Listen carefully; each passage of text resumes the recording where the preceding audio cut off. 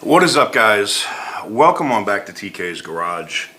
I am about to be on my way over to SEMA. I got my my badge and whatnot here, and before I leave though, I just got some breaking news.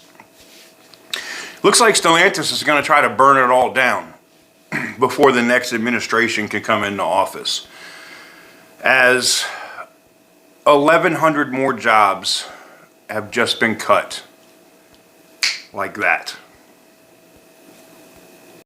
For the longest time, whoa, for the longest. Yo, Percocet, Miley Percocet, Percocet, Miley Percocet, Represent, got it represent. All right, guys, welcome on back to TK's Garage. And this is not something I enjoy doing. I hate making these videos because it affects y'all's jobs. But it also coincides with information that I've heard a month and a half ago. I said a month and a half ago that they were going to try to cut an entire shift at Toledo. And people over the last couple weeks have been like, TK, you're wrong. They're not cutting a shift. I'm not happy about being right, but I was. This comes in from the UAW this morning. I'll put it up for you here on the screen. And you'll see here it says, Dear brothers and sisters, the company notified the committee today of an indefinite layoff starting as early as January 5th, 2025. The WARN Act was issued today shortly before typing this letter. The company is transitioning to a one-shift operation on the Gladiator JT side at the start of the new year. The WARN Act that they issued was for 1,139 people to be affected by the layoff. Included in this number is companies' plans for job eliminations over manpower for tag relief and numbers to scale back JT to one shift. For the JT side, based on order numbers, it is still the company's plan to rotate working day and afternoon shifts until January 5th. As for the Wrangler JL side, the company will not be notified from corporate until Friday about its plans for next week. The complex manager did say the plan is to run both shifts starting next week from there on out. This is all subject to change, and everyone should wait for a robocall from the company to confirm. The company is sending a call to everyone shortly about the WARN Act notice as well. And that came in from their from Mike Soya, I believe, chairman. I don't know if that's their local or not, but again, Stellantis has basically fired 1,139 workers. Gone. I think Stellantis is going to, they know they have between now and Inauguration Day to get things where they want them. And I think this is the first of more layoffs. I said this before, I told you guys that there was layoffs coming to SHAP. You haven't seen those yet, but they're coming. I also said I talked about Jefferson and Mack. Those came to fruition. And now, again, granted, it's been a little over a month, but I said that they were going to eliminate an entire shift at Toledo, and here it is. The sources I get my information from are not from the UAW. They're not from workers. I get it from people that work on the executive side. That's why when I give out the information, it's so far ahead, because it's what they're talking about. Who do we cut? What do we do? And I hate it, but I was hoping that having this early information and putting it out there for you guys that work in these facilities, that you're able to talk to your union people, and somebody, maybe your local unions actually get Sean Fain to get off his ass and actually do something. Because the way that it is right now, You guys are being sold down the river. I'm sorry. Your national president, Shawn Fain, is a dumbass. What is he doing?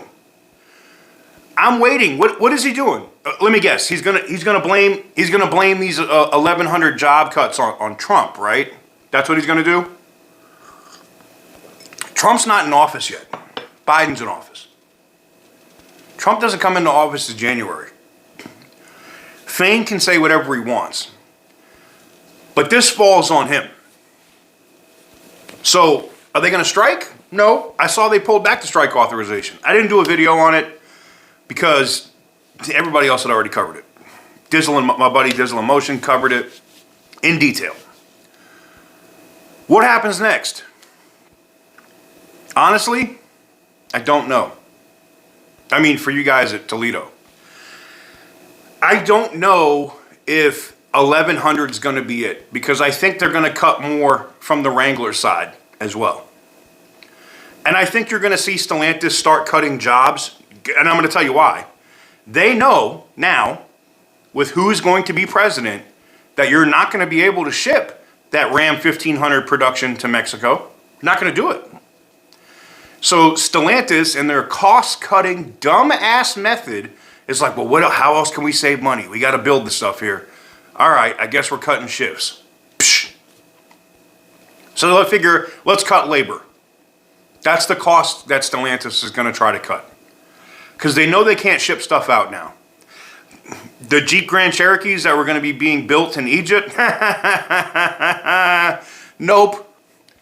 The Rams that you're building in Mexico now, the 2500s and 3500s, watch how fast that comes back to America. And before you go, NAFTA, USMCA, it's expiring. Trump's not going to renew it. And if he does renew it, it will come down to something that doesn't affect American manufacturing jobs. So, I'll leave you with this. For those that are affected and are getting those text messages this morning, because it literally just dropped, I feel sorry for you. I apologize. I hope that your family's able to figure something out, because obviously the company, and unfortunately, not the people at the lower levels of the union, but the people at the top don't give a shit about you. And I hate that. I really do. For the rest of you guys that do work at Toledo, especially on the Wrangler side, I hope you have a lot of seniority. Because if you don't, you're next. They're going to cut some of you. And guess what? For you guys in other facilities, and I'm talking about Kokomo, I'm talking about the assembly plants in Detroit, Warren, Shap, Jefferson, Mac, they're coming.